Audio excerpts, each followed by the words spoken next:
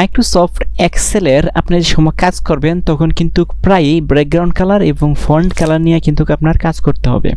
এখন আপনি যদি ফন্ট কালার এবং ব্যাকগ্রাউন্ড কালার কি সেটাই যদি না বুঝেন এবং এটা কিভাবে ইউটিলাইজ করতে হয় এবং সেটা কিভাবে ব্যবহার করতে হয় সেটাই যদি আপনি না বুঝেন তাহলে কিন্তু আপনি বুঝতে পারবেন না কাজের সময় কিভাবে এগুলোকে ইউটিলাইজ করবেন। ওকে, তো কাজের সময় সেটাকে ইউটিলাইজ করার জন্য আপনার কি করতে হবে, আপনার ভালোভাবে বুঝতে হবে। সো চলুন আমি এটাকে বুঝাই আপনাকে। সো বোঝানোর জন্য আমি এখানে একটা মাইক্রোসফট এক্সেল ফাইল ক্রিয়েট করলাম এবং এটাকে ক্লিক করে ওপেন করলাম।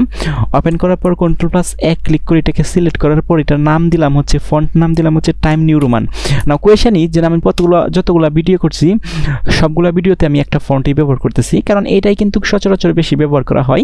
আপনাদের কাজের প্রয়োজনে যে কোনো ফন্ট আপনি ব্যবহার করতে পারেন। ওকে, আচ্ছা, এবং এটার ফন্ট সাইজটা আমি বড় করে দেই, ধরেন হচ্ছে 24 করে দিলাম এবং এই পেজটাকে কন্ট্রোল ক্লিক করে ধরে মাউসের যে হুইল বার আছে সেটা ঘোরাইলে কিন্তু একটু বড় হবে এবং আমি এটাকে বড় করে দিলাম এবং Ctrl+S চেপে এটাকে সেভ করলাম। ওকে ফাইন, এখন এটা আমার ঠিকঠাক আছে। এখন আমি কি করব, আমি হচ্ছে আপনাকে দেখাবো যে ব্যাকগ্রাউন্ড কালার এবং হচ্ছে ফন্ট কালার আসলে বিষয়টা কি।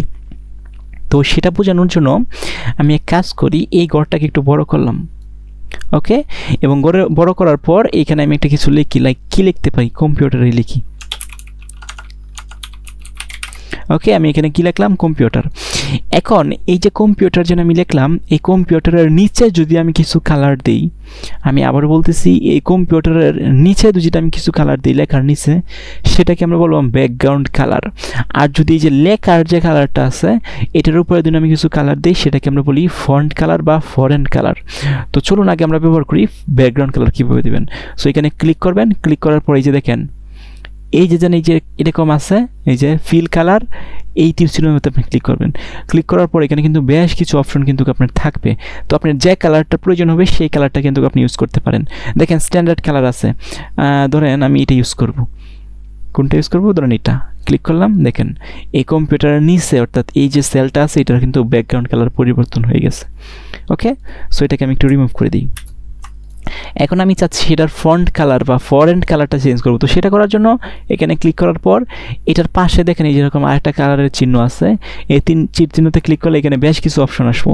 সেখান থেকে আপনার যে কালারটা আছে সেটা কিন্তু আপনি দিতে পারেন। ধরেন রেড দিলাম, বা রেড না, এটাকে কী বলে, গোল্ড কনস্ট্যান্ট, এরকম দিলাম। দেখেন এই কালারটা কিন্তু লেখার কালারটা কিন্তু কেমন এরকম হয়ে গেছে। আপনি ফন্ট কালার এবং ব্যাকগ্রাউন্ড কালার কিন্তু একসাথে দিতে পারবেন। দেখেন আমি কিন্তু কোয়ালিটি এটার ফন্ট কালার দিছি, এখন আমি ক্লিক করে ব্যাকগ্রাউন্ড কালারকে দিয়ে দিই। এই দেখেন ব্যাকগ্রাউন্ড কালারও কিন্তু হয়ে গেছে।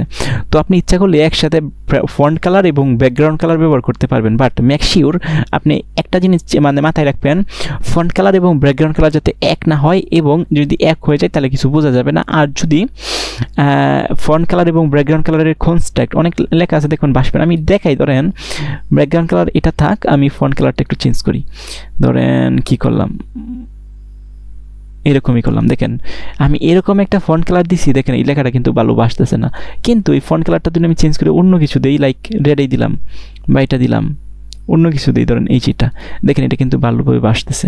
সো আপনি দেখবেন আপনার ফন্ট কালার এবং ব্যাকগ্রাউন্ড কালার যাতে ম্যাচ হয় এবং যাতে সুন্দরভাবে দেখা যায়, এই বিষয়টা একটু খেয়াল রাখবেন।